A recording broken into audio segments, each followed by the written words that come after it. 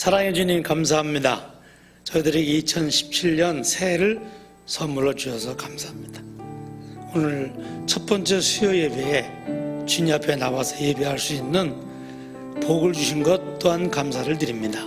특별히 이 시간은 우리의 마음의 문을 열어놓고 주의 말씀을 받기 원합니다. 주님 약속하시고 예비하신 하나님 말씀, 저희들의 삶을 얼마든지 부서뜨리고 새롭게 만들 수 있는 생명의 능력의 말씀으로 충만하여 주옵소서. 부족한 종 말씀을 전하는 도구로만 쓰시고 주님 모든 영광을 받아 주시옵소서. 예수님의 이름으로 기도드리옵나이다. 아멘. 할렐루야. 제가 좀 한 가지 부탁드릴 게 있는데요. 생긴 거는 다르게 성질이 좀 더럽습니다. 그래서 선교지에서 선교지 현지 교인들이 저에게 별명을 하나 붙여줬는데, 아주 오래전에, 한 20년 전에 붙여줬는데, 그 별명이 뭐냐면 독재자였습니다. 아직 계속 독재자는 아닙니다만, 그래서 제가 말씀을 전할 때 나쁜 습관이 있는데 반응이 없으면 설교를 길게 하는 그런, 그래서 이게 여기 예배 이게 큐시이 딱 돼 있어서요, 설교를 몇 시에 시작해서 몇 분에 끝나야 되는지가 나와 있어요. 전 이럴 때가 제일 긴장됩니다. 그래서 여러분들 움직이지 마시고 제가 이렇게 말씀을 전할 때 크게 반응해 주시면 뭐가 된다고 생각하기 때문에 설교를 제 시간에 끝낼 수가 있습니다. 이 정도 볼륨이면 한 5시간 정도. 제가 설교를 제일 길게 했을 때는 한국에서 목회할 때 부흥회를 시골에 갔는데요. 월요일 날 저녁 8시에 딱 마이크를 딱 잡았어요. 근데 시골이어서 하루 종일 농사 짓고 와서 얼마나 피곤하세요? 설교를 딱 하는 그 순간부터 일제히 묵념으로 들어가더라고요. 그래서 한 2시간쯤 지나니까 그때서야 다들 깨시는 거예요. 그래서 그날 설교를, 부흥회 첫날 설교를 저녁 8시에 시작해가지고 그 다음날 새벽 4시 반에 끝났습니다. 아니, 그런 불상사는 안 일어날 거예요. 왜냐면 저도 오늘 스케줄이 꽉 차 있거든요. 그러니까 유일한 방법은 뭐냐면 반응을 힘있게 해주시는 겁니다.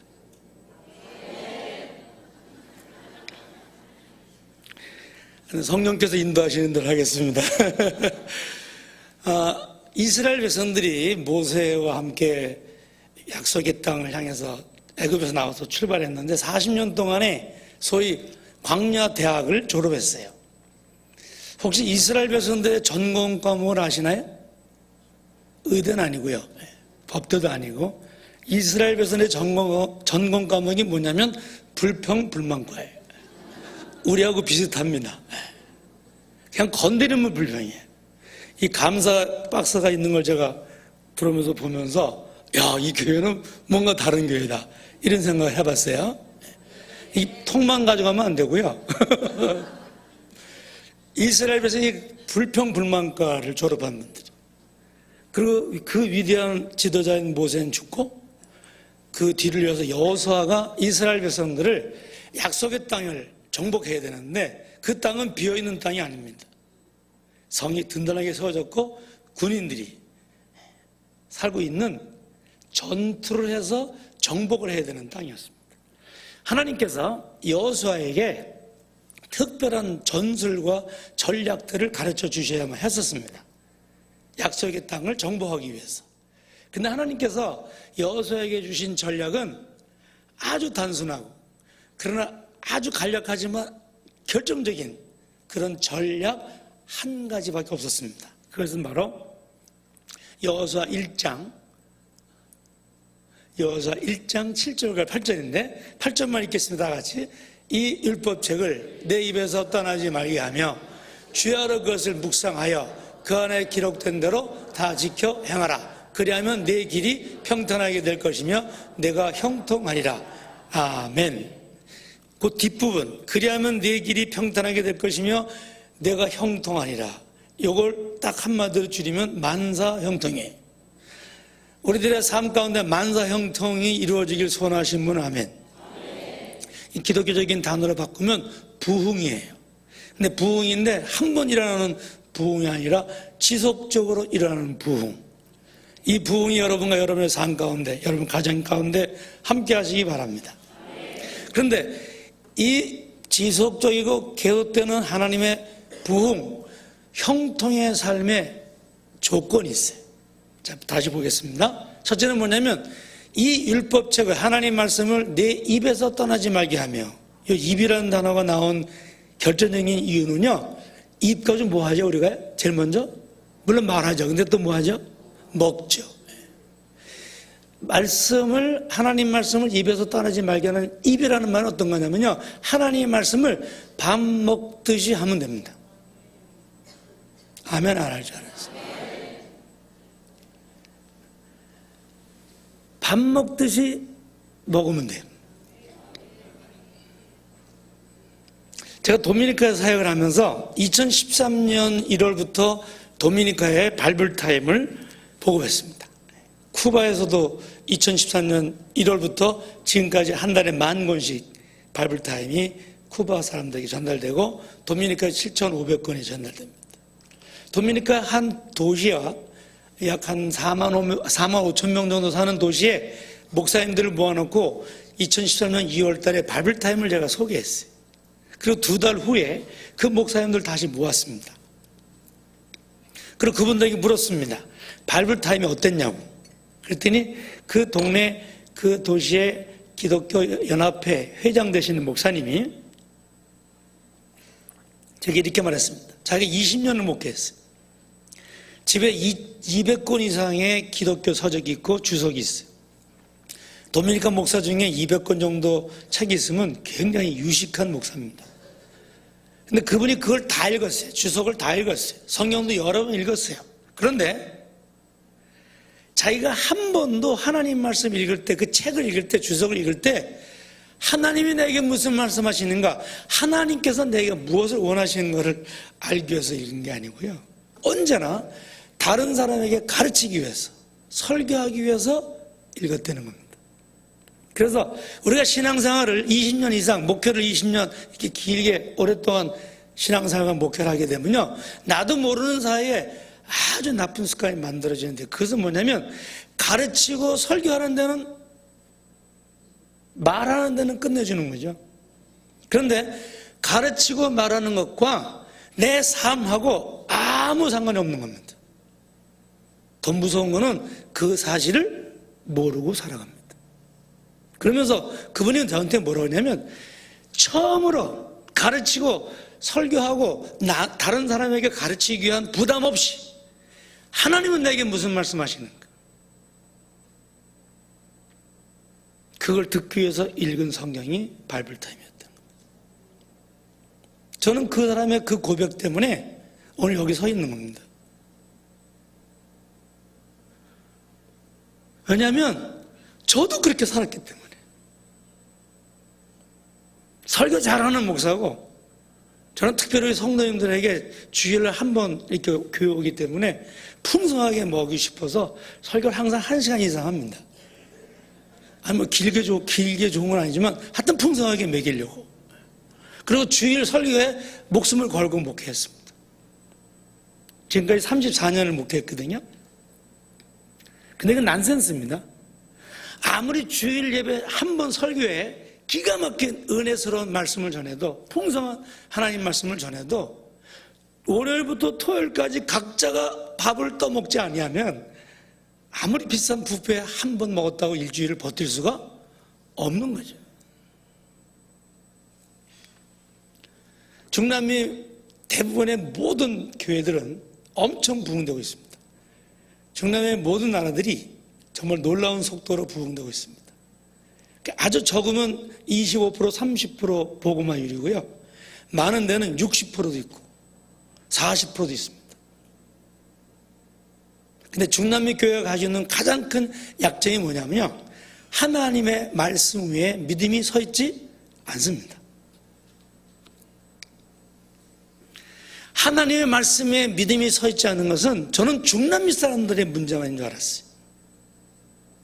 그런데 내 조국 교회, 한국 교회가 어떻게 치료할 수 없을 만큼 하나님 말씀과는 전혀 상관없는 삶을 사는 것을 경험하게 되었습니다. 제가 사는 도미니카라는 나라에 도미니카 살면서 쿠바를 들락날락 하면서 사역을 하고 있는데요. 그 도미니카에 한 선교사님이 강도에 총에 맞아 죽었어요. 한 3년 전에. 그래서 그분을 파송한 교회 목사님 오셔서 장례를 치렀는데 그 목사님이 이런 얘기를 저희 교회에서 설교하면서 하셨습니다.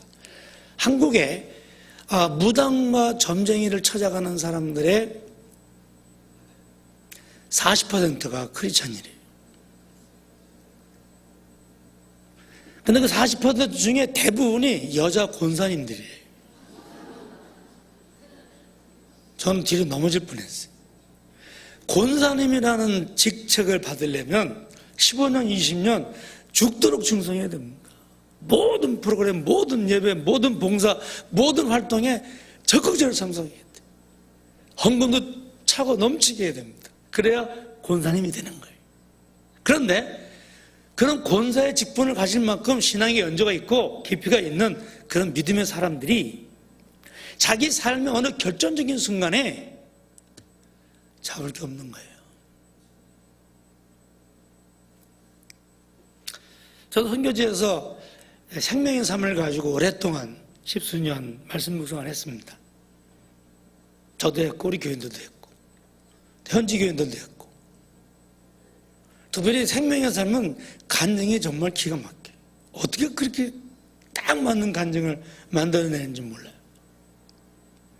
기독교 역사에 보면요, 우리가 다음 세대를 신앙을 교육할 때, 다음 세대를 믿음으로 키울 때 가장 방해가 됐던 요소가 뭐냐면요, 주일학교입니다. 주일학교가 생기는 바람에 우리 부모님들이 속은 거예요. 착각한 거예요. 우리 아이들을 주일학교에다가 데려다 놓으면 신앙교육 끝 이렇게 생각한 겁니다.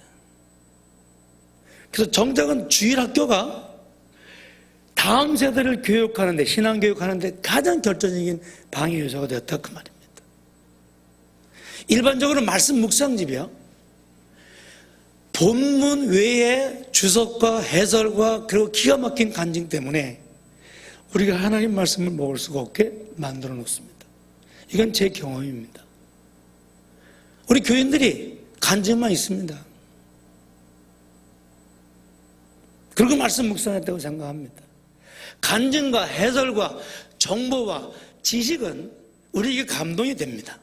그러나 우리의 삶을 변화시키지 못합니다.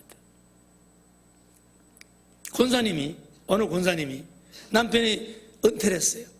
다시 직장을 가야 될지 아니면 다시 어떤 사업을 시작해야 될지, 자녀들이 대학 가는데 어느 대학을 갈지, 무슨 과를 택할지, 결혼해야 되는데 누가 결혼해야 될지 그 순간에 잡을 게 없는 거예요. 왜냐하면 단 한 번도 스스로 하나님 말씀을 먹어본 적이 없습니다. 남이 요리해 놓은 것, 남이 이미 씹어서 뱉어 놓은 것, 거기에 익숙해져 있습니다.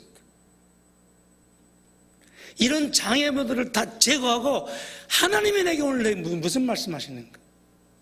매일매일 밥 먹듯이 내 입에서 그 하나님 말씀을 떠나지 않게, 떨어뜨리지 않냐고 매일 하나님의 뜻을 찾아 나가는 것, 그것이 바로 바이블타임이 가지고 있는 강조점입니다.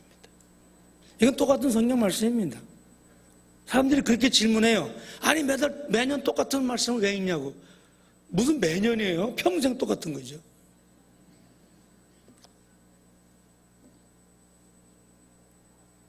그렇게 질문하시는 분은 조금 의심스러운 분이에요. 말씀을 맛을 못 본 거예요. 아니 뷔페 식당에서 맛있는 밥 먹으면 그 다음날 다른 밥 줍니까? 똑같은 밥 주죠.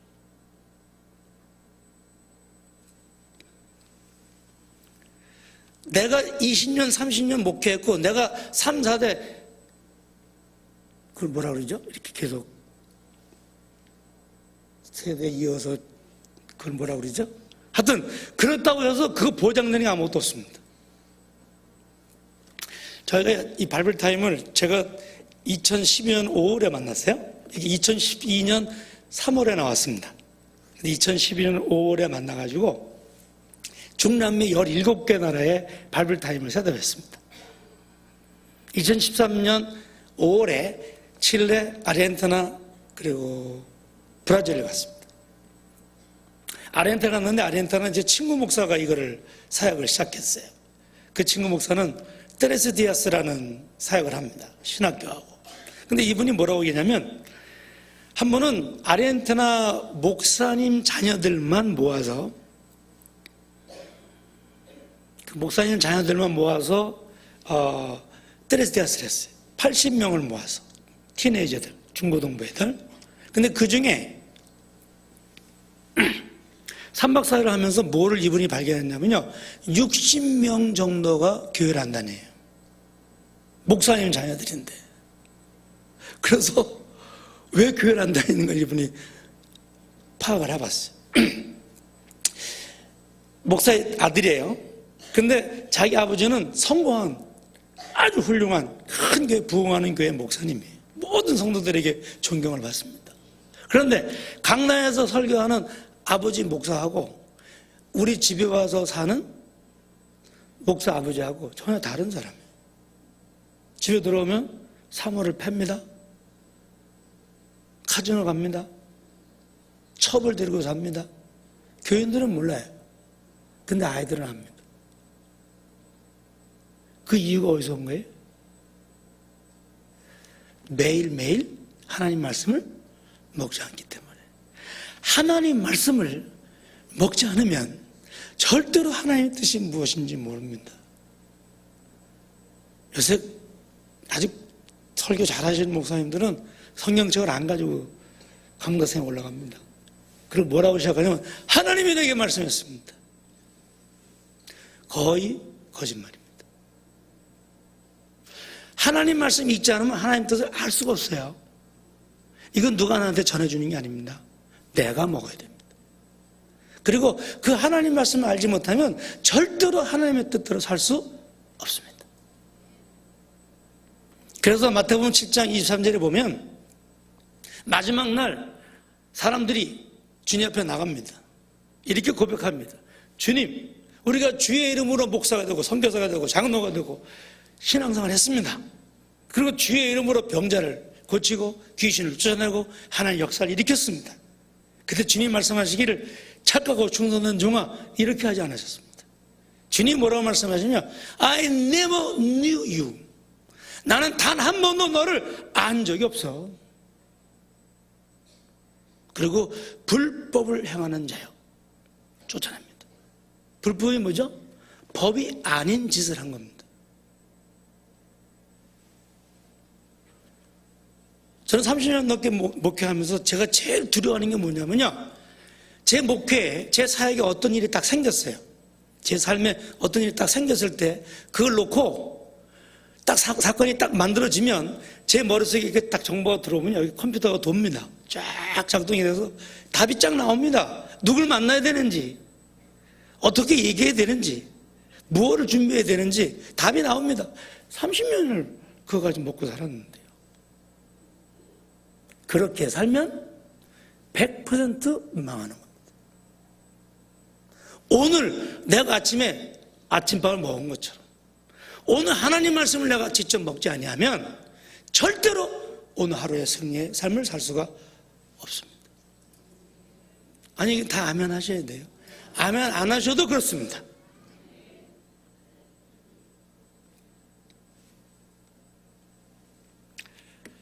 어차피 시간이 너무 짧아서요. 뭐 동영상도 못 보여드려요. 동영상은 나중에 보시면 돼요. 동영상은 보여드리면 됩니다. 제가 인도네시아에 요새는 제가 매주 월요일 나가서 한 나라에 가서 바이블 타임을 런칭을 하고 셋업을 하고 그리고 돌아옵니다. 그렇게 지난 1년도 살았는데요. 제가 작년 8월 달에 인도네시아에 가서 이거를 셋업을 했어요. 한 번은 여러 미팅이 있었는데 한 번은 한 30여 분 정도 선교사님들, 한인 선교사님들 모아놓고 이걸 설명을 하고 그리고 점심 식사를 제가 초대했어요. 식사를 하는데 제 옆에 그 은퇴하시고 인도네시아에 오셔가지고 선교사역을 하신 아주 귀한 목사님이 계셨어요. 그분이 제 옆에 앉으셨는데 식사를 안 하시고 계속 우시는 거예요. 그래서 제가 목사님 식사하세요. 그랬더니 이분이 뭐라고 얘기냐면 당신이 45년을 목회했어요. 그리고 이제 선교사로 와서 선교사역을 하고 있는 겁니다. 근데 이분이 뭐라 그러냐면 자기 자녀들이 아무도 예수를 안 믿는 거예요.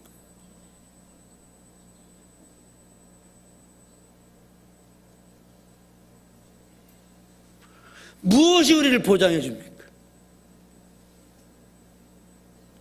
영원한 말씀, 영원한 생명, 그리고 영원한 소망. 그것은 하나님 말씀입니다.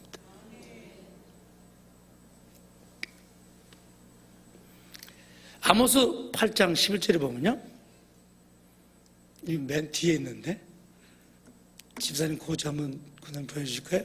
아모스 8장 10절에 보면 이런 말씀이 나와 있습니다. 되겠습니까? 예, 다 같이 읽겠습니다. 주 여호와의 말씀이니라. 보라, 날이 이를지라 내가 기근을 땅에 보내니 양식이 없어 주림이 아니며 물이 없어 가람이 아니요 여호와의 말씀을 듣지 못한 기갈이라. 아멘. 저는 이 말씀을 아주 오래전에 외운 말씀입니다. 수십 년 전에. 근데 저는 어떻게 생각하냐면 하나님이 기근을 땅에 보내는데 이 땅은 세상인 줄 알았어요. 세상. 근데 이 땅은요, 이스라엘입니다. 당신의 사랑하는 백성들 가운데, 하나님의 백성들 가운데 이 기근을 보냅니다. 이 저주를 보냅니다. 사실 이 저주는 하나님이 보내시는 것이 아니라 우리가 만든 겁니다. 이 저주는 마실 물이 없어서 가람이 아닙니다. 먹을 빵이 없어서 배고픔이 아닙니다. 성경이 없어서, 성경이 부족해서, 물론 그런 나라가 많지만 그런 기근이 아닙니다.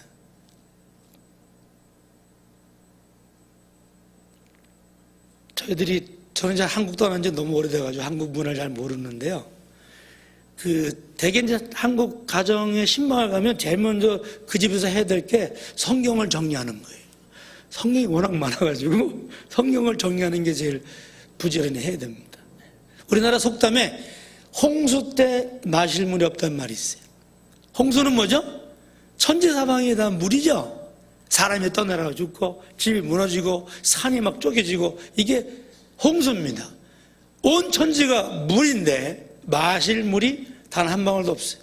왜요? 썩었기 때문에.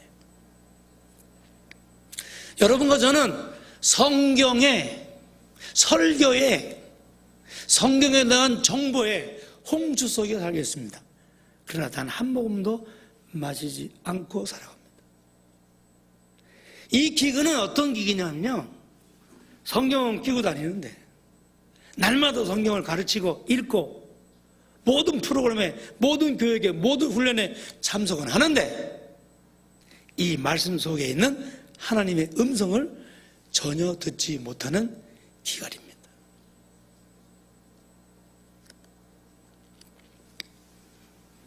지금은 쿠바에서 저를 도와서 사역하는 선교사님이 있는데요.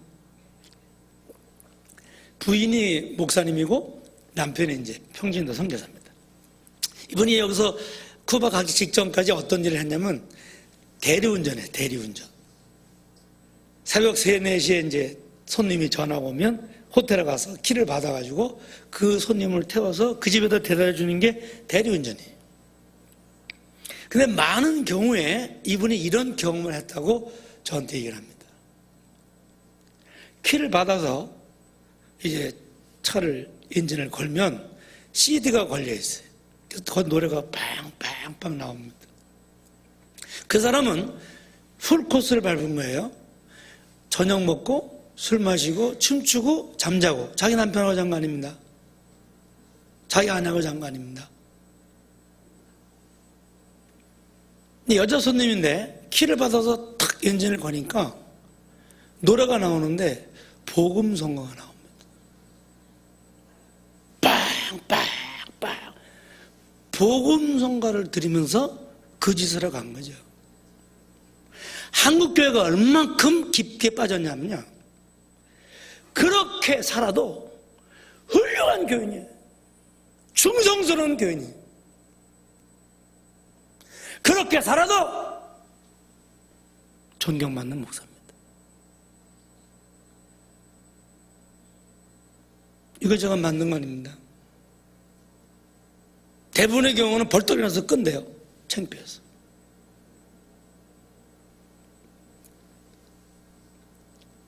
이 모든 원인이 어디서 온 거냐면요, 우리 한국교회의 장점이요, 한국교회의 강점은 말씀, 성서 한국입니다.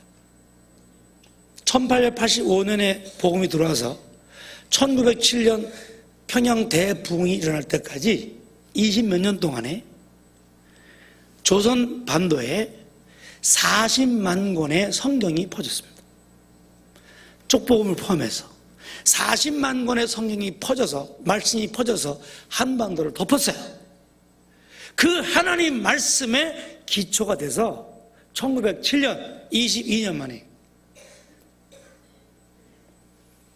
한국의 부흥이 온 겁니다. 그리고 얼마 전에 100주년, 평양 대부흥 100주년 행사를 했습니다. 그러나 그것은 행사를 해서 될 일이 아닙니다. 말씀으로 돌아가야 됩니다. 전 여러분에게 성경이 몇 권 있냐고 묻지 않습니다. 성경이 있냐 없냐 물을 필요가 없습니다. 한국 사람에겐. 화장실에도 있고 자동차에도 있고 걸려 넘어지는 게 성경입니다. 그러나 절대로 있지 않습니다. 읽죠, 교회 와서. 읽죠, 셀 모임 때. 읽죠, 예배 때. 그러나 한 번도 자기가 스스로 먹어본 적이 없습니다. 이걸 어찌하면 좋아요? 이걸 어떻게 하면 좋아요?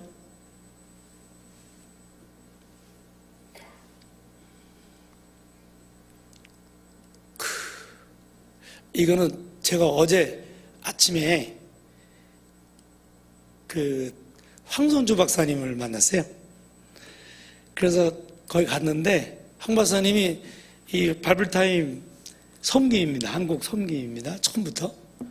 근데 이분이 이 바이블타임 클래식, 여러분 가지고 원이어 바이블 클래식을 가지고 저렇게 말씀 묵상하는 모습이, 제가 딱 아침에 들어갔는데, 일찍 갔는데 그래서 사진을 찍은 겁니다.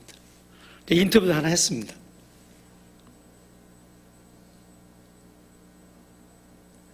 누구도 우리를 도와줄 수 없습니다. 세상에 그 어떤 것도 우리를 보장해 줄 수 없습니다.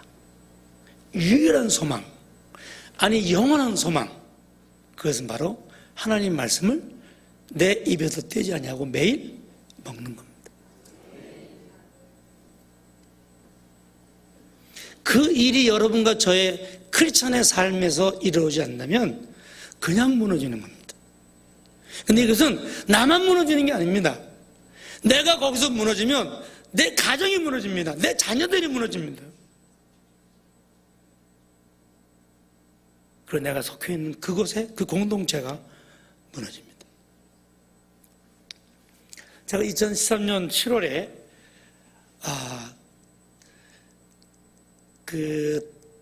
푸에르토리코라는 곳에 갔었습니다. 모든 나라를 다 방문했지만 그 푸에르토리코에서 방문했는데, 푸에르토리코는 미국령이에요. 그 조그만 섬에 460만이 삽니다. 크리스찬이 60%입니다. 2012년 말 통계가. 교회도 많고, 저희들이 방문한 교회는, 바이블타임 셋업으로 방문한 교회는 4,000명 들어가는 교회예요. 그런데 거기서 나올 때 그 예수 전도단, 푸에르토리코에서 예수 전도단 멤버들이 저에게 한 데이터를, 메모리 하나 줬어요. 그걸 열어보니까 뭐라고 돼 있냐면 60%가 크리스찬인데 2012년에 갓난아기로 태어난 아기들의 73%가 아버지 없이 태어났습니다. 부부가 살잖아요. 부인이 임신을 하면 남자가 여자를 버립니다. 중남미 전체 통계가 51%입니다. 아버지 없이 태어나는 게. 아버지 없이 태어나는 게 얼마나 무서운지 아세요? 그 우리나라는 뭐라고 그러죠? 호로자식이라고 그러죠. 아버지 없이 태어난 아이들은요, 절대로 교훈을 받을 수가 없어요. 누가 잘못을 지적해 주면요, 그걸 견딜 수가 없습니다. 한 번도 훈계를 받은 적이 없기 때문에. 그런데 크리스천이 60%예요. 근데 아기를, 임신한 부인을 버리는 사람이 73%라고 그 말입니다. 그럼 60% 그놈들은 어디 있는 거예요? 그놈들이 그 일을 하고 있는 겁니다. 우리가 그 일을 하고 있는 겁니다. 여기서는 속일 수 있죠. 여기서 나를 덮을 수 있죠. 그럼 우리가 주님 앞에 설 때 누가 덮을 수 있습니까? 누가 모르쇠로 버틸 수 있습니까? 이 통계는 뭐냐면요, 제가 사진을 찍은 거예요. 청소년들, 우리 교회에 나오는 우리 자녀들 청소년들하고 세상 밖에 있는 청소년들하고 그분들이 조사한 거예요. 우리 교회에 나오는 우리 자녀들이, 여러분 중고등부 예배에 가보세요. 찬양 너무 잘합니다. 찬양만 잘합니다. 왜냐하면 걔들이 우리를 꼭 닮았기 때문에. 우리가 한 번도 생명을 심어준 적이 없기 때문에. 이놈들이 여기서 찬양할 때는 눈 그리면서 통성기도 하고. 그런데 그분들이 발견한 게 뭐냐면, 교회 밖에를 나간 우리 자녀들이, 우리 자녀들의 삶이, 실제 삶의 내용이 세상에 한 번도 교회 오지 않은, 교회 와보지 못한 세상에 사는 아이들의 삶의 내용하고 아무런 차이가 없다는 겁니다. 다음 세대가 없습니다. 다른 세대가 있습니다. 이게 어디서 온 줄 아세요? 하나님이 여호수아에게 가르쳐준 이 간단한 전략. 내 입에서 하나님 말씀을 떼지 말아라. 밥은 굶어도 말씀을 굶을 수는 없다. 왜냐하면 이거는 너가 무너지고, 내 자녀가 무너지고, 내 손자들이 무너지고, 내 가문이 무너지는 거기 때문에. 그리고 그 말씀을 밤낮으로 묵상하는 겁니다. 여러분, 묵상은 내가 하는 게 아닙니다. 황선조 박사님이 그렇게 얘기를 해요. 이 원요 바이블 가지고 이 내용이 많잖아요. 좀 부담되는 일이 있습니다. 사실 그렇습니다. 성경이 있는 건 정말 부담됩니다. 얼마나 많은 장로님들이 간증을 보내오는지 몰라요. 주로 이런 내용입니다. 나는 장로된 지 30년 됐는데 사실은 성경을 한 번도 통독한 적이 없습니다. 아니, 장로님이 성경 한 번 통독도 안 했는데 장로 준하의 교회에서 안 주죠. 그때는 예스라고 썼죠. 읽었다고. 그래서 뭐라고 간증을 하시냐면, 30년 장로 생활에 원리어 바이블 통해서, 바이블 타임 통해서 처음으로 신구약을 통독했습니다.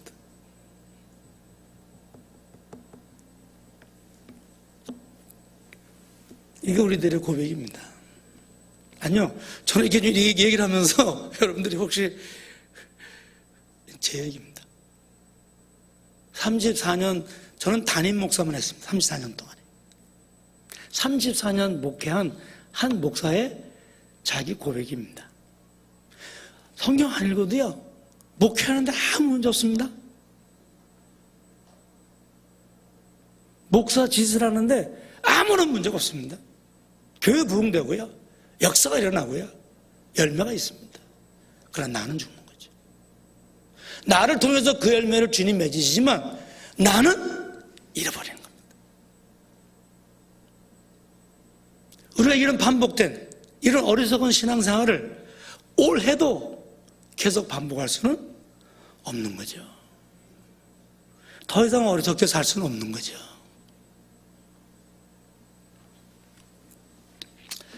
올해 이제 우리 중앙교회에서 청소년들, 어린이들을 위해서 신약으로 이걸 합니다. 이 말씀 구사님은 꼭 읽게 만드는 거예요. 그래서 여러분들 꼭 읽게 만들기 위해서 이걸 한 겁니다. 여러분 두꺼운 성경을 매일매일 쉬지 않고 빠뜨리자, 밥 먹듯이. 왜냐면 밥은 안 먹으면, 일주일 안 먹으면 눈이 뒤집혀요. 근데 하나님 말씀은 일주일 아니라 1년을 안 먹어도 끄떡없습니다. 아니, 내가 해보니까 그래요.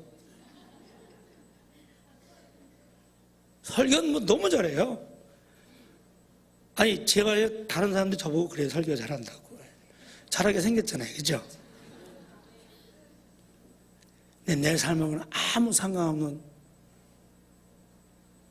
하나님 나를 나팔로 쓰십니다. 그러나 그 나팔 소리가 나를 통해서 하나님의 말씀이 전파됐지만 그 소리가 나를 살리지 못한다 그 말이죠. 이거보다 억울한 일이 어디 있습니까? 저는 딸하고 아들이 있는데 우리 딸이 대학교 2학년 때 방학 때 왔어요.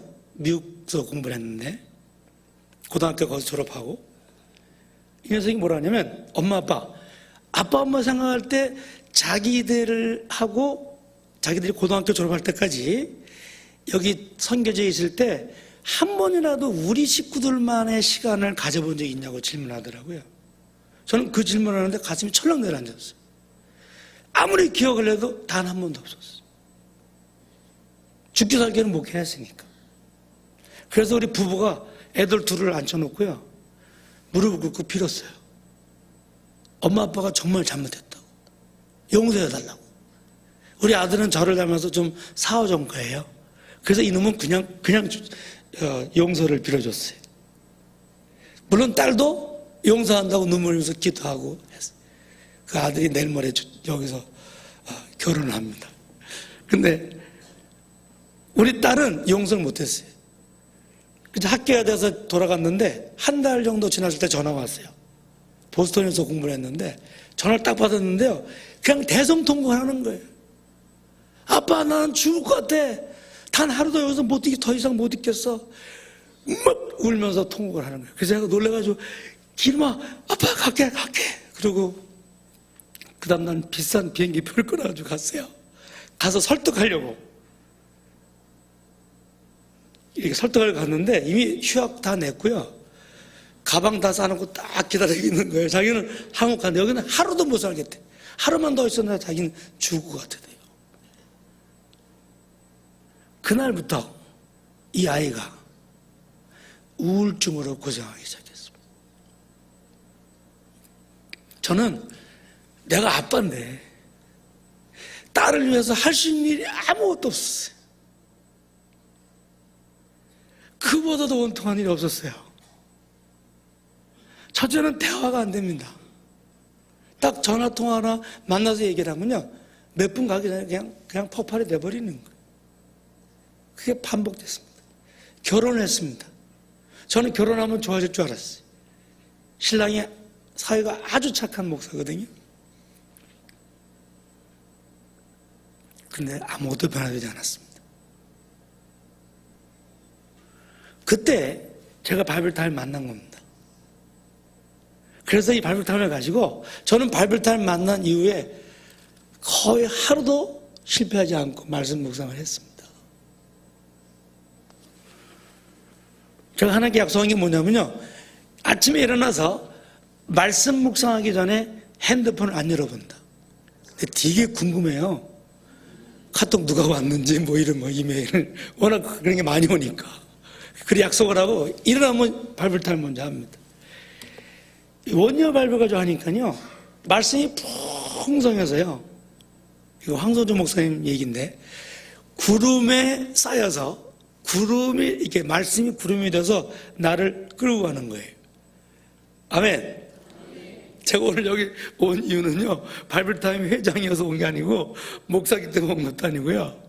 제가 그 삶을 누리고 있는 사람이기 때문에 여기 온 겁니다. 한 3년 전에, 2년 전에 우리 딸을 한국으로 불렀어요. 저도 왔습니다. 그래서 제가 만나는데 토요일 아침에 이렇게 밥 먹다가 무슨 말 했는데 폭발돼 버렸어요. 문 딱 닫고 들어갔어요. 주일날 제가 설교를 교회 가서 초청된 데서 설교를 하고 일찍 왔어요. 그때까지 이 아이는 집에서 방에서 안 나왔어요. 들어가서 제가 그 아이의 두 손을 딱 잡고 눈을 뜨고 기도했습니다. 근데 제가 막 기도를 하는데 제 마음에서 어떤 게 느껴지냐면요. 제가 한 2년 동안 날마다 하나님 말씀을 풍성하게 먹은 생명의 말씀이 저를 통해서 우리 아이에게 전달되고 있는 걸 느꼈어요. 내가 한 번도 주지 못한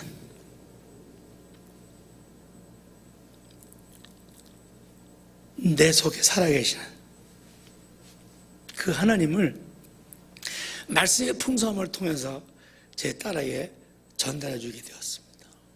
그걸 기도를 하는 거예요. 눈을 뜨게 됐는데 막 기도를 하는데요, 갑자기 제 딸아이 눈에서 뭐 휙 이렇게 나가는 게 보였어요. 그래서 제가 뭐랬냐면, 기름아, 우울증 귀신이 나갔어. 이럴 땐 아멘 해야 설교가 끝나는데,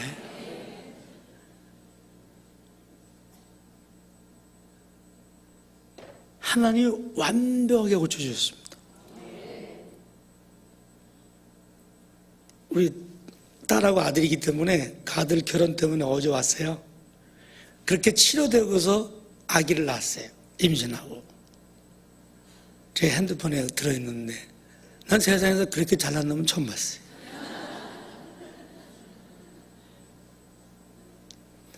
그놈이 엄마가 치료되게 낳았으면은 그렇게 안 이뻤을 거예요.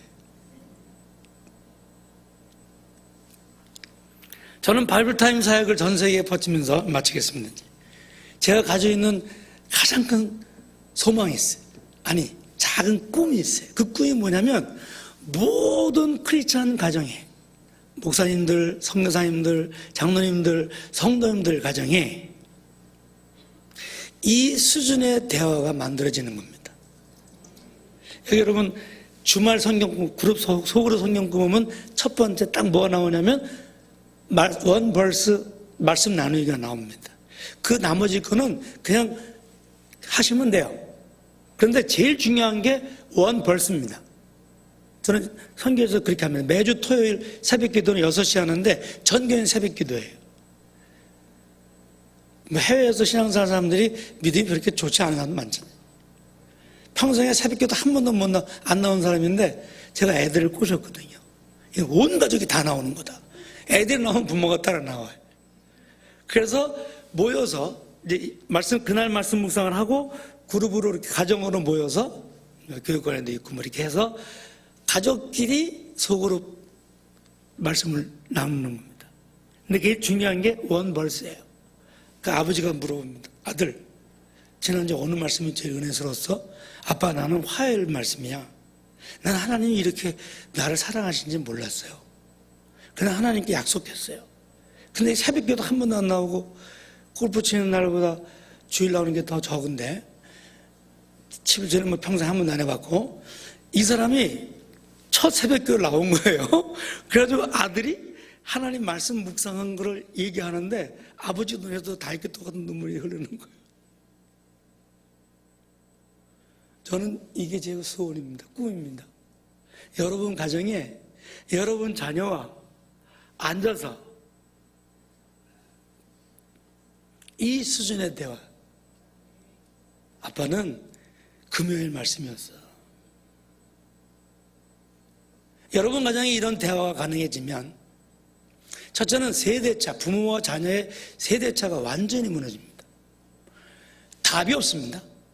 하나님 말씀 외에는 답이 없습니다. 그러나 이렇게 쓰여진 말씀이 아니고 먹은 말씀, 내 귀로 듣고 내 마음을 열어서 내가 하나님의 말씀으로 받아들인 내 마음에 먹혀진 말씀, 그 말씀이 유일한 답입니다. 우리 중앙교회 모든 성도님 가정에 최소한 일주일에 한 번, 딸 어느 말씀이었어? 엄마는 그리고 껴안고 오 하나님, 우리 가정을 사랑하시는 하나님, 우리 자녀들을 사랑하시는 하나님,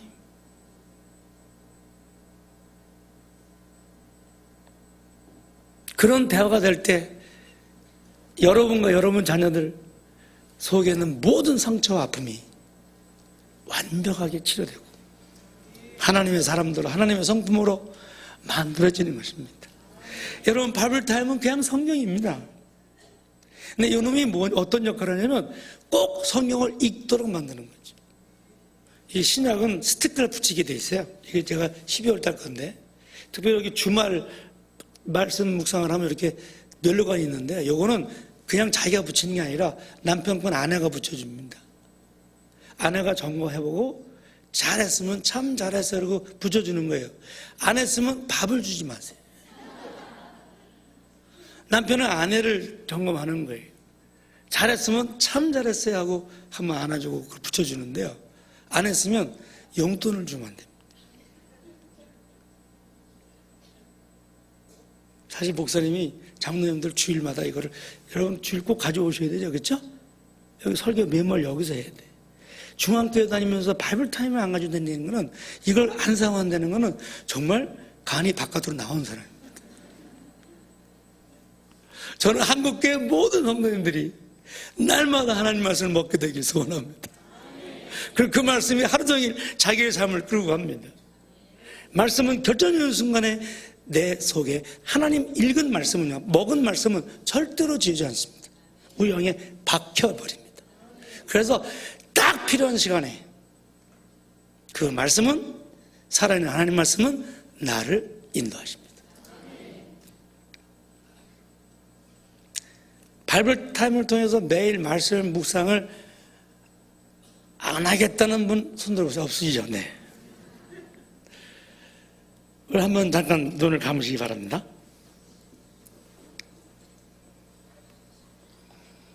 제가 짧은 시간에 너무나 많은 말을 했습니다. 그러나 여러분, 오늘 제가 고백한 이 고백이 여러분의 고백이 되길 바랍니다.